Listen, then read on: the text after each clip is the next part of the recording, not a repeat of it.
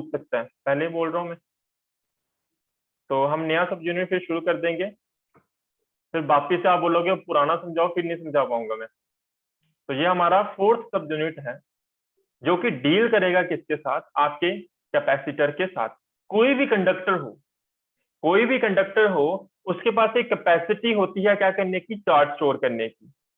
कोई भी कंडक्टर है उसके पास क्या है, कैपेसिटी है चार्ज स्टोर करने की। उसी चीज को हम इस यूनिट सब यूनिट के अंदर डिस्कस करेंगे। इस यूनिट का सब यूनिट का नाम है इलेक्ट्रिक कैपेसिटेंस। क्या है, इलेक्ट्रिक कैपेसिटेंस।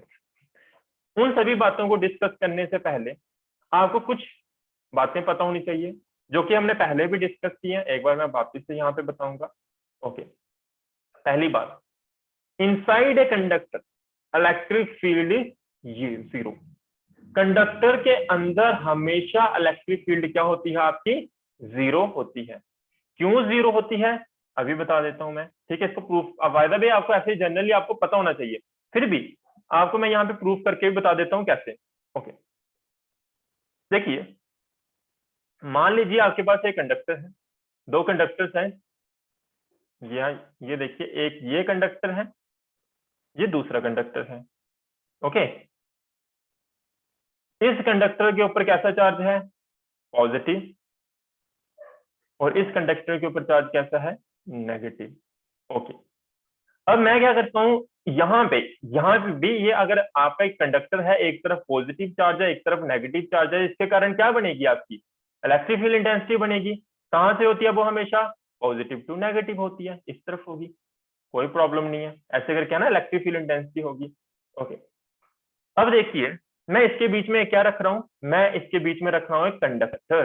क्या रख रहा हूं इसके बीच में, एक कंडक्टर। यहां पे क्या मैंने रख दिया, एक सेकेंड, यहां पे मैंने एक रख दिया कंडक्टर। ये देखिए मैंने ग्रीन कलर से बना दिया। ये एक बीच में रख रहा हूं मैं कंडक्टर। और कंडक्टर में क्या होता है, आपने जब फर्स्ट जो लेक्चर देखा होगा, जिन्होंने अभी तक उस लेक्चर को, रिकॉर्डेड लेक्चर को नहीं देखा है, वो देख लेना। मैंने आपको सिखाया था, अगर यहाँ पे पॉजिटिव चार्ज है, because of this positive charge, भी कंडक्टर बना किसका है, इलेक्ट्रॉन और प्रोटॉन्स का बना हुआ है ना। फर्स्ट सब यूनिट में मैंने आपको ये चीज बताई थी, इंडक्शन, कि चार्ज कैसे बनता है, चार्ज कैसे इंड्यूस होता है। तो अगर यहाँ पे पॉजिटिव चार्ज है, तो ये कंडक्टर इलेक्ट्रॉन और प्रोटॉन सब मिलके बना हुआ है, यानी कि इसके अंदर नेगेटिव चार्ज भी होते हैं, पॉजिटिव भी होते हैं। तो ये because of this positive charge सारे इलेक्ट्रॉन्स किस तरफ आ जाएंगे, इस तरफ आ जाएंगे। मींस नेगेटिव चार्ज किस तरफ आ जाएगा, इस तरफ। और यहाँ पे नेगेटिव चार्ज है, because of that negative charge इस तरफ क्या आ जाएगा आपका, पॉजिटिव चार्ज। क्या आ जाएगा, पॉजिटिव चार्ज आ जाएगा। या मैं यूं कह सकता हूं, because of this positive charge सारा पॉजिटिव चार्ज इस तरफ रिपेल हो जाता है, and because of this negative charge सारा नेगेटिव चार्ज इस तरफ रिपेल हो जाता है। आप कैसे भी समझ सकते हो, समझ आ रही है बात। ओके, तो आप देख रहे हो, जैसे ही मैंने इस इलेक्ट्रिक फील्ड के बीच में एक क्या रखा, कंडक्टर रखा, तो उसके कारण इसके अंदर क्या हुई है, इंडक्शन हुई है। क्या हुआ है, आपका चार्ज इंड्यूस हुआ है। चार्ज इंड्यूस कैसे हुआ, इस तरफ आ गया नेगेटिव चार्ज और इस तरफ आ गया पॉजिटिव चार्ज। ओके, अब देखिए होता क्या है, होना क्या है, अब मैंने इसके बीच में रख दिया है कंडक्टर। अब देखिए, एक्चुअली ये नेगेटिव चार्ज से, देखो मैं कलर चेंज करता हूं थोड़ा सा, ब्लैक कलर। ओके, देखो, इलेक्ट्रिक फील्ड इंटेंसिटी की डायरेक्शन किस तरफ होती है, पॉजिटिव टू नेगेटिव। तो ऐसे करके चल रही होगी इलेक्ट्रिक फील्ड इंटेंसिटी कंडक्टर के अंदर, ऐसे करके। क्यों, क्योंकि इसके अंदर क्या हुई है, इंडक्शन हुई है। और सिमिलरली आपके इस चार्ज के कारण भी इसके अंदर क्या बन रही होगी, इलेक्ट्रिक फील्ड इंटेंसिटी बन रही, इलेक्ट्रिक फील्ड इंटेंसिटी होगी, जो कि भी कैसी जा रही होगी, इस तरह से जा रही होगी, इस तरफ। अगर चार राइट साइड तरफ जा रही है, तो चार इलेक्ट्रिक फील्ड किस तरफ जा रही होंगी, लेफ्ट साइड जा रही होंगी। मैंने क्या बोला, अच्छा कैमरा ऑफ हो गया। मैंने देखो आपको क्या बोला, मैंने बोला आपके कोई भी एक कंडक्टर है, उसको जब आप यूनिफॉर्म मैग्नेटिक फील्ड में रखते हो, तो उसके अंदर क्या होती है, इंडक्शन होती है, उसके अंदर चार्ज इंड्यूस हो जाता है। जब चार्ज इंड्यूस हो जाता है, जो कंडक्टर्स होते हैं उसके अंदर, अगर बाहर इंडक्शन देखो, मैंने आपको वहां पे ये बात समझाई थी, अगर इधर 5 चार्ज बैठे हुए हैं तो इसके अंदर भी जो इंडक्शन होगी, जो यहाँ पे नेगेटिव चार्ज इंड्यूस होगा वो भी कितना होगा, 5। अगर यहाँ पे 5 नेगेटिव चार्ज बैठे हुए हैं तो यहाँ पे पॉजिटिव चार्ज जो इंड्यूस होगा वो भी कितना होगा, 5 होगा। ओके, अब देखो मैं क्या समझा रहा हूँ तुम लोगों को, मैं ये समझा रहा हूँ कि बाहर से जो इलेक्ट्रिक फील्ड लाइंस आई इस तरफ, कितने चार्ज की वजह से आई, 5 चार्ज की वजह से आई। तो मान ली वो कितनी लाइंस थी, 5। और अंदर जो इंड्यूस हुई है इसके, वो भी कितना चार्ज बना हुआ है, 5। यहाँ पे भी ये 5 है और ये भी कितना है, 5 है। तो इसके कारण भी जो electric field lines opposite direction में होगी वो भी इस तरफ होंगी। ये भी कितनी होंगी, 4, और 4 होंगी। इस तरफ भी 4 इलेक्ट्रिक फील्ड लाइंस, इस तरफ भी 4 इलेक्ट्रिक फील्ड लाइंस, दोनों आपस में क्या हो जाएंगी, कैंसिल आउट हो जाएंगी। दोनों आपस में कैंसिल आउट हो जाएंगी तो इलेक्ट्रिक फील्ड लाइंस ही नहीं है। तो इसका मतलब मैं क्या समझ रहा हूँ, इसके अंदर इलेक्ट्रिक फील्ड आपका कितना है, 0 है। यानी कि इसके अंदर इलेक्ट्रिक फील्ड कितना है, 0 है। तो यहाँ पे हमें यही बात तो बतानी है, जो आपका कंडक्टर होता है उसके अंदर इलेक्ट्रिक फील्ड होती है वो क्या होती है, 0 होती है। क्या ये बात समझ आई किसी को? कोई ऐसा स्टूडेंट है जिसको नहीं आई? सभी को ये बात समझ आई? तो इसके अंदर ई कितना होता है आपका, 0। किसके अंदर, ये क्या है आपका, कंडक्टर। सभी को बात समझ आई कि नहीं आई? कोई डाउट है किसी को? तब तक मैं आगे बढ़ता हूँ।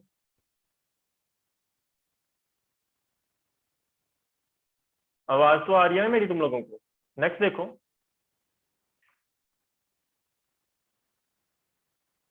electric field just outside a charged conductor is perpendicular to the surface of the conductor at every point। आपको याद होगा मैंने कितनी बार ये बात बता चुका हूं कि कोई भी कंडक्टर हो, कोई भी कंडक्टर हो, उसके ऊपर आपने यूनिफॉर्मली चार्ज को डिस्ट्रीब्यूट करा हुआ है। और ये बात मैंने आपको प्रूफ भी की थी, किसी उसके ऊपर यूनिफॉर्मली आपने चार्ज डिस्ट्रीब्यूट किया तो उसके कारण जो इलेक्ट्रिक फील्ड लाइंस होती हैं, it is always perpendicular to the surface. चाहे वो चार्ज का सरफेस हो, चाहे वो कंडक्टर का सरफेस हो। कंडक्टर का सरफेस यानी कि देखिए एग्जाम्पल के तौर पे, देखिए ये मान लीजिए यहाँ पे आपके पास, ये आपके पास एक कंडक्टर है, इसके ऊपर आपने चार्ज क्या किया हुआ, डिस्ट्रीब्यूट किया हुआ है, पॉजिटिव चार्ज डिस्ट्रीब्यूट किया हुआ है, कोई प्रॉब्लम नहीं है। मैंने आपको पहले भी बताया वो, ये जो चार्ज की वजह से जो इलेक्ट्रिक फील्ड लाइंस होती है, अगर पॉजिटिव चार्ज होगा तो इलेक्ट्रिक फील्ड लाइंस कैसे होगी, बाहर की तरफ होगी। अगर ये कर्व सरफेस है तो इसके ऊपर टेंजेंट ड्रॉ करेंगे तो इसके क्या होगी, ये परपेंडिकुलर होगी। कौन, इलेक्ट्रिक फील्ड लाइन, यानी कि इलेक्ट्रिक फील्ड इंटेंसिटी की डायरेक्शन। ओके, यहां पे यही बात तो कही हुई है कि आपका अगर ये इलेक्ट्रिक फील्ड लाइन किसके कारण बनी है, कंडक्टर के कारण बनी है, तो ये इलेक्ट्रिक फील्ड लाइन होगी, ये क्या होगी, परपेंडिकुलर होगी किसके ऊपर, to the surface of the conductor. ये जो सरफेस है कंडक्टर के, इसके ऊपर क्या होगी, ये परपेंडिकुलर होगी। पहली बात, मैंने पहले दूसरे तरीके से भी एक्सप्लेन किया था, इसको और तरीके से एक्सप्लेन कर सकते हैं। कैसे? एग्जाम्पल के तौर पे मान लो हमें पता ही नहीं है कि ये इलेक्ट्रिक फील्ड इंटेंसिटी जो होती है ये परपेंडिकुलर होती है इसके, मान लीजिए हमें नहीं पता है, ठीक है। तो मान लीजिए हमने ऐसे ही जनरली मान लीजिए इलेक्ट्रिक फील्ड इंटेंसिटी इस डायरेक्शन में, इस डायरेक्शन में, इस डायरेक्शन में, ऐसे मान लो। तो और ये जो इलेक्ट्रिक फील्ड इंटेंसिटी, ये एंगल कितना बना रही है, फिर थीटा एंगल बना रही है। किसके साथ एंगल थीटा बना रही है? ये एंगल थीटा बना रही है आपके टेंजेंट के साथ। ये जो है ना इसके ऊपर टेंजेंट जो सरफेस है, जब भी कर्व सरफेस हो तो आपको क्या एक कोई एक प्रॉपर सरफेस चाहिए ना, तो प्रॉपर सरफेस चाहिए आपको, प्लेन सरफेस चाहिए, तो आपको कैसे मिलता है, आप टेंजेंट ड्रॉ कर देते हो कर्व सरफेस के ऊपर, है ना। ओके, तो मैंने यहाँ पे टेंजेंट ड्रॉ किया और ये इलेक्ट्रिक फील्ड है, ये क्या कर रहा है, एंगल बना रहा है कितना, थीटा। किसके साथ, टेंजेंट के साथ। अब मैं इसको दो कंपोनेंट में रिजॉल्व कर सकता हूँ। एक कंपोनेंट होगा मेरा इस तरफ और दूसरा कंपोनेंट होगा मेरा इस तरफ। इस तरफ वाला जो कंपोनेंट होगा इसका नाम क्या होगा, ई कॉस थीटा, और इस तरफ वाला जो कंपोनेंट होगा इसका नाम क्या होगा, ई साइन थीटा। दो कंपोनेंट्स हो गए हमारे, दो कंपोनेंट्स हो गए। अब ध्यान से सुनना मेरी बात, ये जो ई कॉस थीटा होता है ना, ये किस चीज के लिए रिस्पॉन्सिबल होता है, ये जो ई कॉस थीटा होता है ये किस चीज के लिए रिस्पॉन्सिबल होता है, ये रिस्पॉन्सिबल होता है कि जो जब भी आप कोई कंडक्टर के ऊपर चार्ज दे रहे होते हो, जब भी कोई सरफेस के ऊपर चार्ज को आप क्या कर रहे होते हो, डिस्ट्रीब्यूट कर रहे होते हो, this component is responsible for distribution of that charge. जो ई कॉस थीटा है, ये चार्ज को क्या कर रहा होता है, कॉन्स्टेंटली यूनिफॉर्म को चार्ज को क्या कर होता है, रीअरेंज कर रहा होता है ताकि वो क्या हो सके, यूनिफॉर्मली डिस्ट्रीब्यूट हो सके। किसके ऊपर, सरफेस ऑफ द कंडक्टर के ऊपर। ई कॉस थीटा का काम होता है। फाइन। अब देखिए, आप मान लीजिए ये जो कंडक्टर है इसके ऊपर आप चार्ज दे रहे थे, पॉजिटिव चार्ज। अब ये चार्ज क्या हो चुका, कंप्लीटली रीअरेंज हो चुका है इस सरफेस के ऊपर। इस ये जो आपका कंडक्टर है इसके ऊपर प्रॉपर्ली रीअरेंज हो चुका है। रीअरेंज करने के लिए रिस्पॉन्सिबल कौन था, ई कॉस थीटा। जब एक बार अरेंज हो जाएगा आपका चार्ज किसी भी सरफेस के ऊपर, और हम पढ़ क्या रहे हैं, इलेक्ट्रोस्टैटिक, ये चार्ज कैसा है आपका, स्टैटिक इन नेचर है। तो जैसे ही इसने अरेंज कर दिया, ई कॉस थीटा ने चार्ज को इसके ऊपर अरेंज कर दिया, उसके बाद ई कॉस थीटा की वैल्यू कितनी हो जानी चाहिए, ई कॉस थीटा की आपकी वैल्यू हो जानी चाहिए 0। कितनी हो जानी चाहिए, 0। क्यों, क्योंकि इसने चार्ज को क्या कर दिया है, अरेंज कर दिया है। किसके ऊपर अरेंज कर दिया है, इस कंडक्टर के ऊपर अरेंज कर दिया है। जब अरेंज कर दिया, अब चार्ज की मूवमेंट हो ही नहीं सकती, चार्ज को मूवमेंट करने की जरूरत ही नहीं है, क्योंकि इलेक्ट्रो चार्ज आपका कैसा है, स्टैटिक है। तो ई कॉस थीटा की उस कंडीशन में वैल्यू कितनी हो जाती है, 0 हो जाती है। अब क्वेश्चन यहाँ पे ये उठता है, जो 0 आया किसकी वजह से, क्या ई की वजह से आया या कॉस थीटा की वजह से आया। तो आप मुझे बोलोगे ई तो 0 नहीं हो सकता, ई 0 नहीं हो सकता। क्यों नहीं हो सकता भाई, इसके ऊपर चार्ज बैठा हुआ है कंडक्टर के ऊपर, कंडक्टर के ऊपर चार्ज बैठा हुआ है। जब भी चार्ज है तो मीन्स इलेक्ट्रिक फील्ड इंटेंसिटी 100% होगी। अगर चार्ज आपने इसको दिया हुआ है इस कंडक्टर के ऊपर, तो इलेक्ट्रिक फील्ड इंटेंसिटी तो 100% होगी।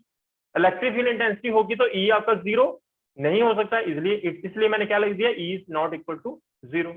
तो 0 किसकी वजह से आया, देयरफॉर कॉस थीटा जो होगा वो कितना होगा आपका, 0 होगा। कॉस थीटा 0 कब होता है, जब थीटा की वैल्यू कितनी हो जाएगी, 90 डिग्री हो जाएगी। मीन्स यही तो हमने प्रूफ किया कि ये जो एंगल होती है ये कितनी होती है, इतनी होती है। यानी कि ये क्या है, सिर्फ जब चार्ज आपका प्रॉपर्ली डिस्ट्रीब्यूट हो चुका होता है कंडक्टर्स के ऊपर, इन केस ऑफ इलेक्ट्रोस्टैटिक, आपकी जो इलेक्ट्रिक फील्ड इंटेंसिटी की डायरेक्शन होती है वो क्या होती है, परपेंडिकुलर होती है to the surface of the conductor, यानी कि 90 डिग्री पे होती है, यानी कि नॉर्मल होती है। किसके ऊपर नॉर्मल होती है, to the surface of the conductor. अगर आपका सरफेस कैसा है, कर्व्ड है, तो वो किसके ऊपर 90 डिग्री एंगल बना रही होगी, टेंजेंट के ऊपर 90 डिग्री एंगल बना रही होगी।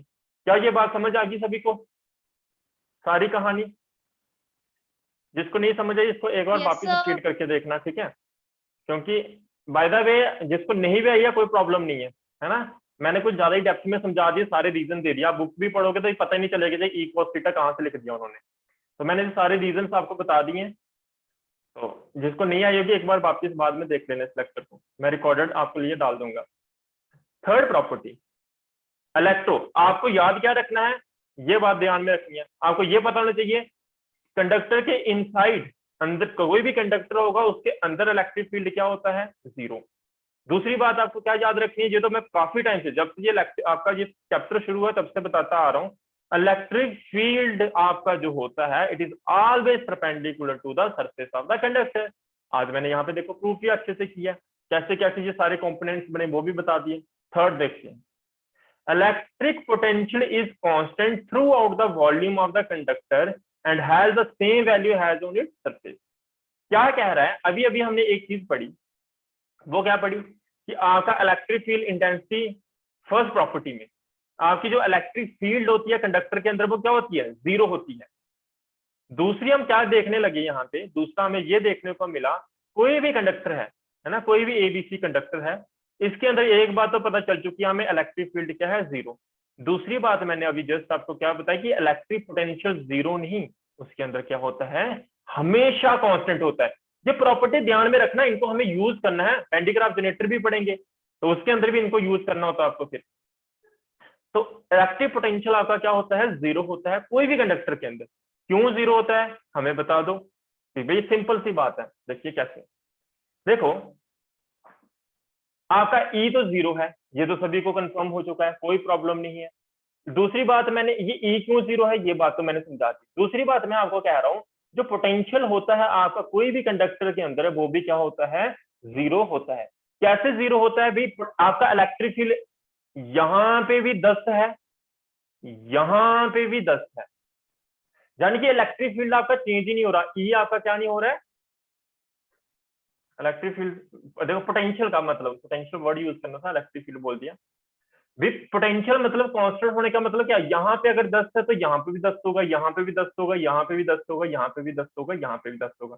लेकिन इलेक्ट्रिक फील्ड आपका क्या है, 0 है, जस्ट हमने प्रूव किया।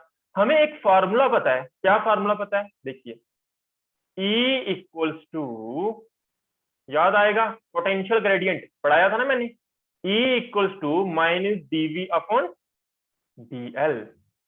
याद आ रहा है, पोटेंशियल ग्रेडियंट मैंने वहां पे बताया था तुम लोगों को।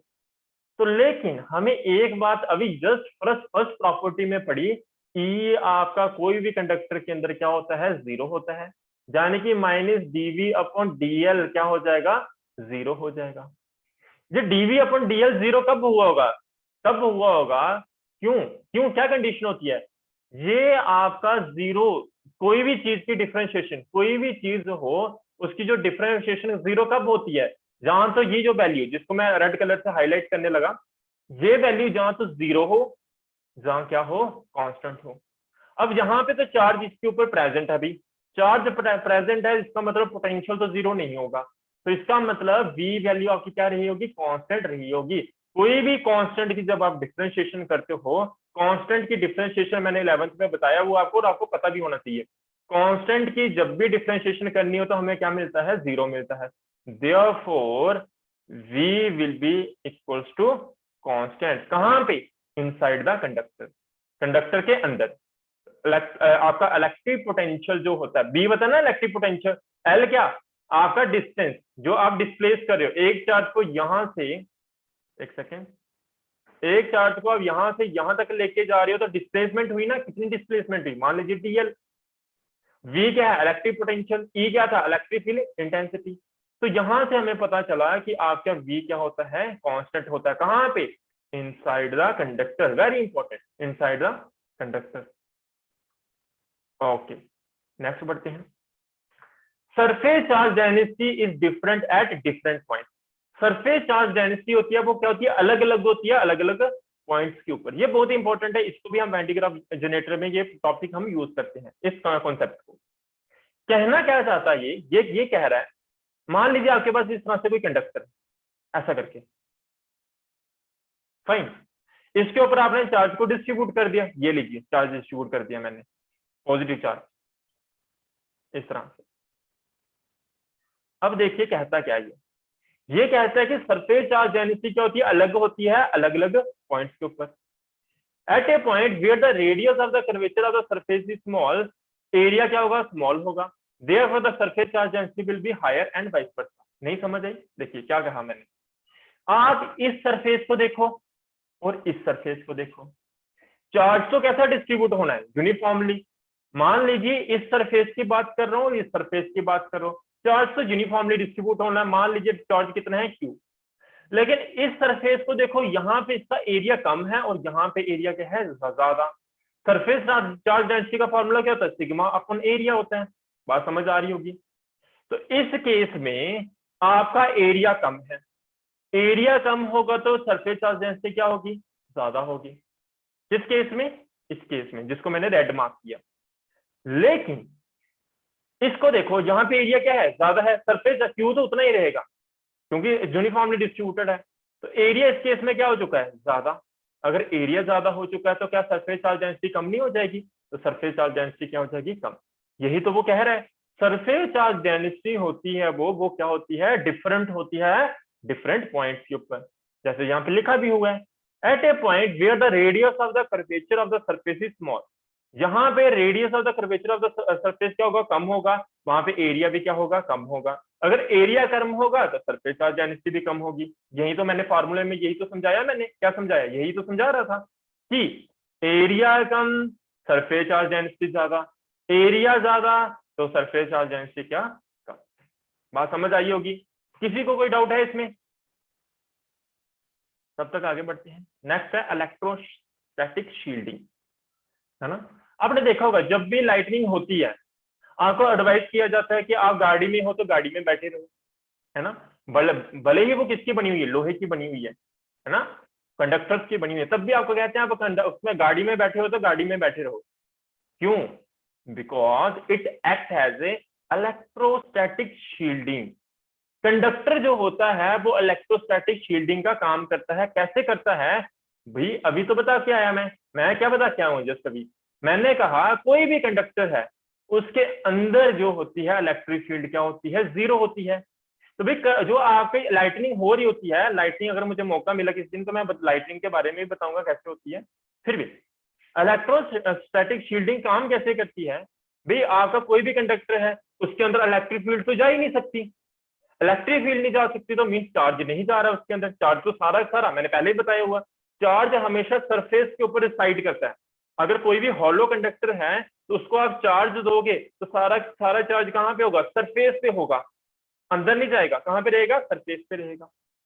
तो जब भी आप इलेक्ट्रोस्टैटिक शील्डिंग का फिनोमिना, क्या फिनोमिना कैसे काम करती है, इलेक्ट्रोस्टैटिक शील्डिंग और screening is the phenomena of protecting certain reasons of space from external electric field. जितनी भी एक्सटर्नल इलेक्ट्रिक फील्ड है उसको प्रोटेक्ट करने के लिए हम एक फिनोमिना को यूज करते हैं। उसी फिनोमिना को हम क्या बोलते हैं, इलेक्ट्रोस्टैटिक शील्डिंग बोलते हैं। बाहर से इलेक्ट्रिक फील्ड आ रही है, ये अंदर से खाली है, कोई भी कंडक्टर है, ये क्या है कंडक्टर।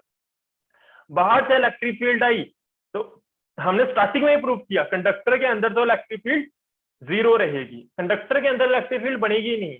क्यों, क्या होती है, इंडक्शन होती है। अगर यहाँ से ऐसे करके इलेक्ट्रिक फील्ड आ रही है तो यहाँ चार्ज क्या बन जाएगा, नेगेटिव, यहाँ बन जाएगा पॉजिटिव, ये आपस में एक दूसरे को कैंसिल कर देती है। तो ओवरऑल जो अंदर जो कंडक्टर के अंदर इलेक्ट्रिक फील्ड होती है वो जीरो होती है। इलेक्ट्रिक फील्ड जीरो हो रही है यानी कि अंदर आपका ना ही चार्ज पहुंचा ना ही कुछ पहुंचा, इलेक्ट्रिक फील्ड ही आपकी ओवरऑल क्या हो जाती है, जीरो। तो काम ही इलेक्ट्रोस्टैटिक फील्डिंग का यही होता है कि वो क्या करेगी, it is the phenomena of protecting certain region of space. कुछ रीजन को, जितने जिसको आपको प्रोटेक्ट करना है उस रीजन को क्या करना होता है, आपको प्रोटेक्ट करना होता है किससे, फ्रॉम एक्सटर्नल इलेक्ट्रिक फील्ड से प्रोटेक्ट करना होता है। जहां तक जो मैंने पढ़ाया, क्या किसी को कोई डाउट है? कल हम नया टॉपिक शुरू करेंगे, इलेक्ट्रिक कैपेसिटेंस। इलेक्ट्रिक कैपेसिटेंस वही होते हैं जो आपके घरों में मोटर्स लगी हुई है ना। जनरली आपको बोल दिया जाता है कि वो सेल है, एक्चुअली वो सेल नहीं होता है ना, सिलेंड्रिकल ऐसे बड़े बड़े ऐसे सेल टाइप लगे होते हैं। अगर आपके घर में कोई भी मोटर है, सभी के घर में मोटर्स होती हैं, चाहे वो पानी वाली हो, चाहे वो आपकी कूलर की हो, चाहे वो आपकी इसकी फैन की हो, चाहे वो आपकी सीलिंग फैन की हो, चाहे वो आपकी एसी की हो, कोई भी चीज होगी उसके अंदर क्या होता है, कैपेसिटर होता ही है। चाहे आप अपने मोबाइल का चार्जर ले लो, उसके अंदर भी क्या है, कैपेसिटर है। चाहे आप अपनी एलईडी को ओपन करो, उसके अंदर भी क्या है, कैपेसिटर है। हर चीज के अंदर कैपेसिटर है। इलेक्ट्रॉनिक चीजें जितनी भी हैं, एग्जिस्ट कर रही हैं, उसके अंदर कैपेसिटर है। बात समझ आ रही होगी। कैपेसिटर का काम ही यही है कि क्या काम है, चार्ज को स्टोर करके रखना। क्या करना, चार्ज को स्टोर करके रखना। कैसे स्टोर करता है, कितना चार्ज स्टोर करता है, आने वाले लेक्चर्स में आपको पता चलेगा। ठीक है, यहां तक किसी को कोई डाउट है वो पूछ सकते हैं। Anybody have any doubt up to here?